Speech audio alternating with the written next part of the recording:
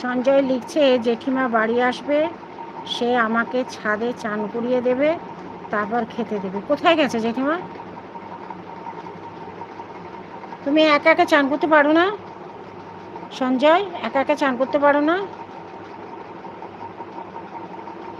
অভিজিৎ লিখছে আমার date of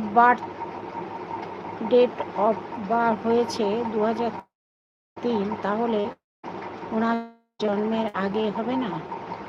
আচার বিক্রি কত উনি আচার বিক্রি করে? 30 বছর আচার বিক্রি করছে।